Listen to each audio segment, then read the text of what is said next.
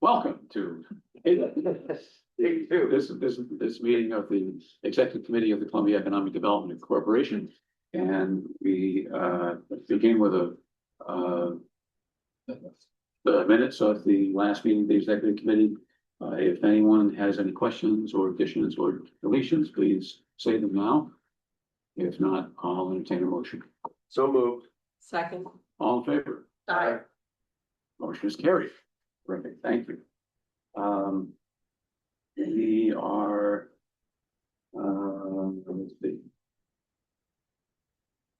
Mike has information back from the bidders on the audit for the next 3 years. And I realize this was not on the agenda, but since the bids came in on time and we have you all here, what we could do is to review this now in lieu of doing so at the audit committee meeting tomorrow. The composition of the audit committee is the same as the executive committee. This would save us the meeting. Right. So basically, we would then not have, you'd only have the recommendation of the executive committee, not the audit committee, but again, since you're the same members, it would save you having to commit on. what do you, is it okay with everyone if we do this now? Yes. Okay, Mike. And we won't vote on it till the formal board meeting, and Brian and I can go through with the rest, give you copies of the actual submissions for your review in advance of the meeting. So if there are any questions, we can review those before the formal vote.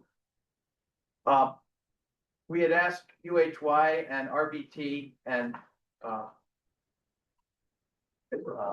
Bonadeo, not receive a response from Bonadeo for audit service information proposals for 3 years for CEDC, the County IDA, and the County Capital Resource Corporation. With respect to CEDC, over a 3-year period, UHY is $116,000 versus RBT $133,000. That's a 14% savings going with UHY. The difference is really that UHY breaks out the Form 990 and the CHAR 500 and has an administrative fee. It's about 3.8%. With the IDA and CRC, RBT bid exactly the same amount for both.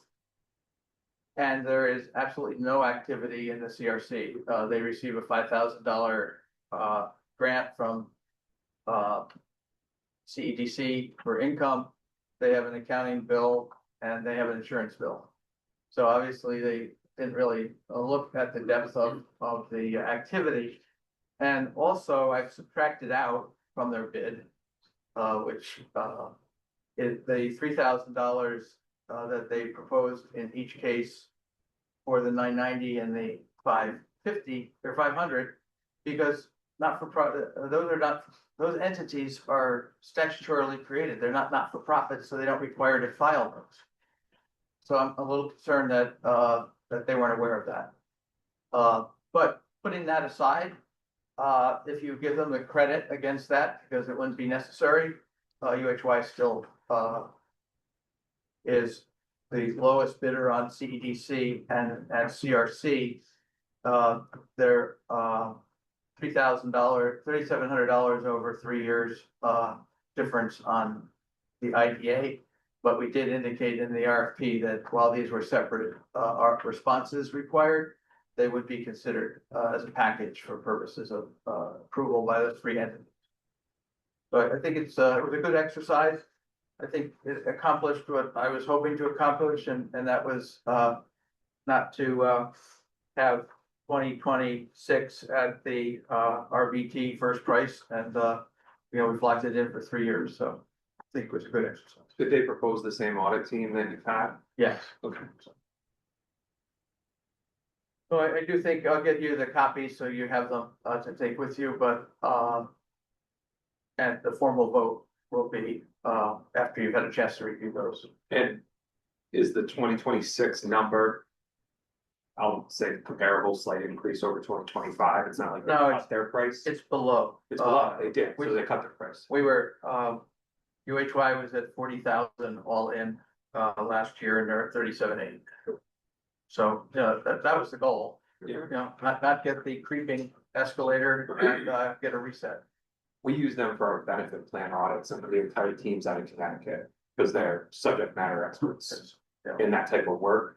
And it's been a little bit challenging to get used to that Mhm. and get them on board with us. So that's why I asked about the consistent team. audit team and the local audit team. So might just be something to push for. No, it is, right down to the, Kenny Spurl, who's the, field audit Okay, lead. great. Our contract with UHY this past year, what was the term? It was for 1 year. Right, we were doing 1 year. Have we done any 3-year contracts in the past? Well, it's a 3-year commitment, but you can opt out. It's Annual engagement letters. an annual engagement letter, but they've committed to the price. I don't think you could cut them out of year 2 and guarantee the price 3rd year over. No, I do think, And in the interest of full transparency, if something changes, they come to you in year 2. Yeah. And they say, need more, whatever the case may be, as part of that engagement letter. I think that it's fairly common to ask for a 3-year price in this industry rather than going out every year. Okay, so we'll make sure that the contract is clear. That even though it anticipates a 3-year term, that the years 2 and 3 are not automatic. Right. Would have to be triggered by an engagement letter. Right. Correct? Yeah, well, the engagement letter that you would sign for 2026 would only be for 2026. I think the proposal, We'll say that. so the proposal is a 3-year proposal, but then the contract itself is governed by the annual engagement letter. The Columbia IDA is part of this agreement. But this, Hudson IDA is not. Tell us why one is and one isn't. because the city of Hudson uses RBT and they didn't, feel that it was necessary to go out for bid. Okay. Any other questions on the audit? Appreciate this. Yeah, And it's good, it was interesting in the UHY proposal, they, I've never seen this before from them. But they actually showed that they have a discounted rate for not-for-profits that they publish now.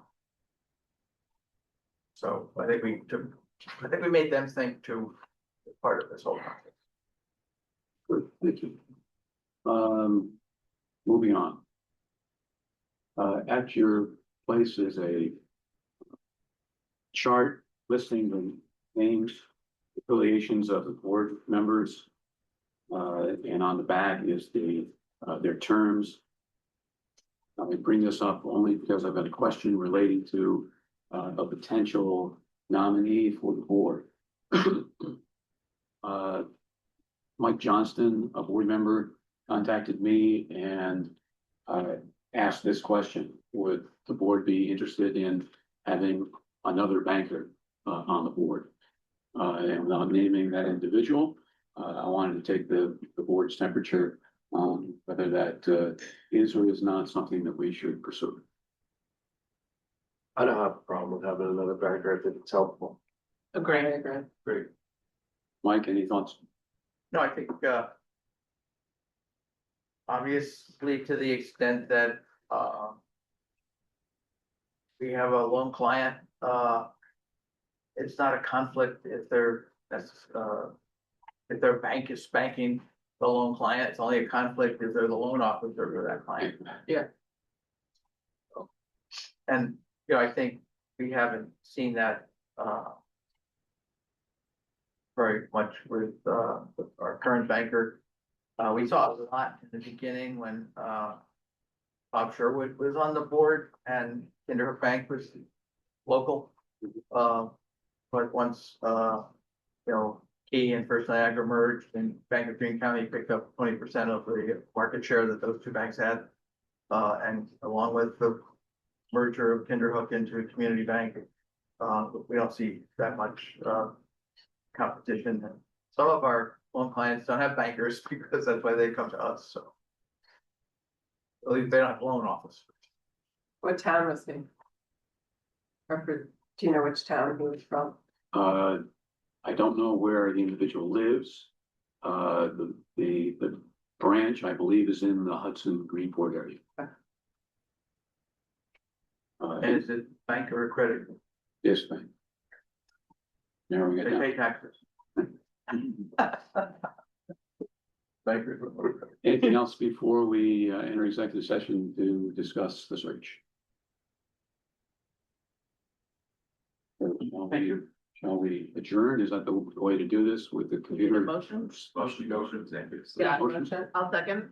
On tape. All right. Anyone opposed? Thank you.